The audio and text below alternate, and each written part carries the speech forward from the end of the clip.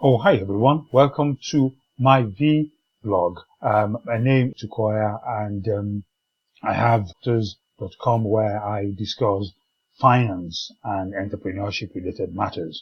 Today though, I'm talking about making your money last longer, either in retirement or whilst you are working. So why is this very, very critical? It's because a lot of people, sometimes we just stay where we are, but there are new opportunities and new frontiers. And what I mean by that is, it's now easier for us to travel to different places and see wonderful new places as well. And so why not? Why not take the advantage? Because life is too short. So coming about that is entrepreneurs are very, very versatile people. We look for opportunities and we also like to save time and money. So why live in one country, spend all your life and money there when you can actually make your money from one country and live in another one where things are a lot cheaper for them.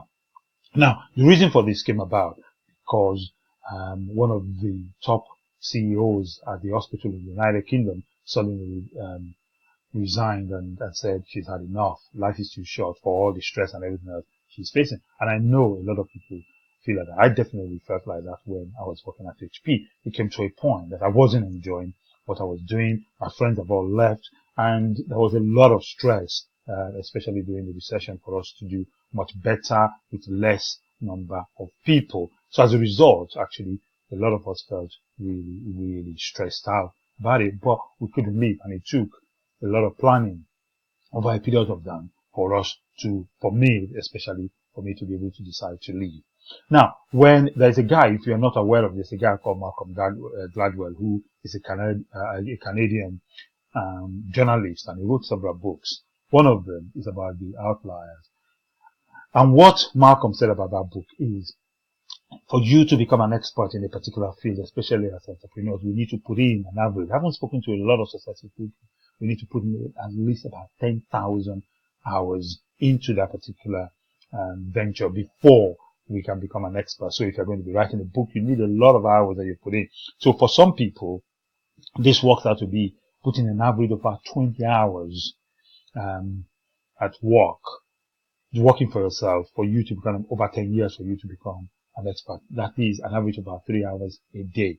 Now, you can actually make this a lot quicker. For example, if you're working full-time for yourself, but imagine if you're working full-time, it will take you 5 years of absolutely held down working full-time for you to be to be regarded as an expert. The problem is, it's actually, that rule is not guaranteed, but it's actually just looking back on some of the most successful people to see what it is they've done, and you realize that a lot of them are putting a lot of hours in order for them to achieve what they have. Of course, if you're putting in a lot of hours, like 40 hours a week or whatever it is, you probably do it in about 2 years. But it's a lot of, and it's a guide actually, it's rule about it. Now, let's look at how the world is becoming smaller all the time. Get to places that would have been very difficult for us to even comprehend a few years ago. And now getting to those places a lot quicker. Thanks to, which means that the world is smaller. The internet allows us to see what's happening in the rest of the world. You can be in one part of the world and still be in touch with what is going on at the other side of the world. Okay, so let's look at it. There are places to visit, right? The last few weeks, I've traveled to several places in Africa and Eastern Europe, and these are wonderful places. And you can see that the quality of life is not really too bad, but things are a lot cheaper. And if that's the case, you can imagine if you live in one country where your income is higher and you spend that money somewhere else. Thanks to the digital economy, it means actually you can work almost anywhere. Some countries have very low crime rates and low maintenance and really still good, very good services as well. Some of the cheapest countries are in Eastern Europe, so Latvia, Belarus, Czech Republic, Hungary, and Ukraine. So those are some of the countries where pounds, $2,000 a month can actually last much longer than if you live in the United States or in the United Kingdom. Consider the scenery, consider really being on holiday, because sometimes I've been on holiday and it's very difficult to come back because you really enjoyed it, the weather has been really good, and the people have been wonderful, and things are a lot cheaper, and you think I wish I could do this. I wish I could live here permanently.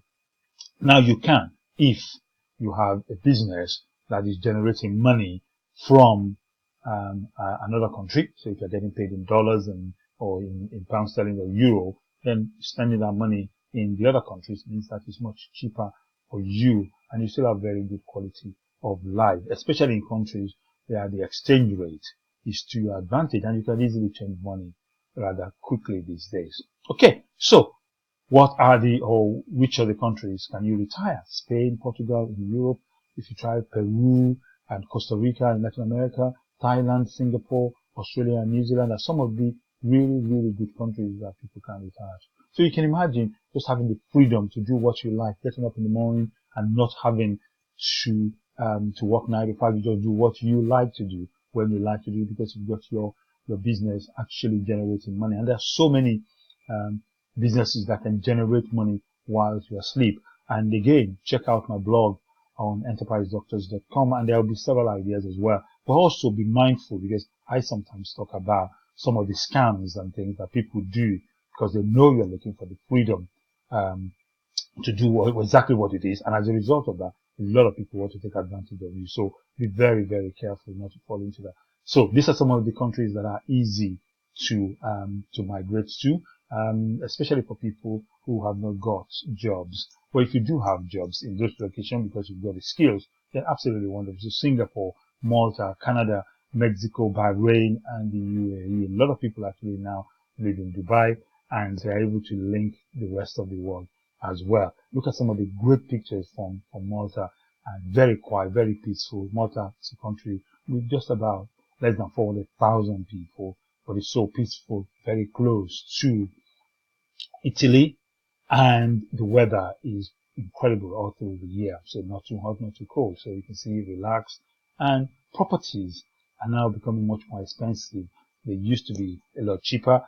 From the UK, it's only about 3 hours to Malta, and from the rest of Europe, even shorter, only probably a couple of hours as well. So the scenery is wonderful. So if your plan is at some point to retire, then start working very hard towards achieving those goals. But even if you're going on holiday and you manage to visit some of those countries, what you will have are the opportunities for you to be able to do a lot of things and save money whilst you're traveling.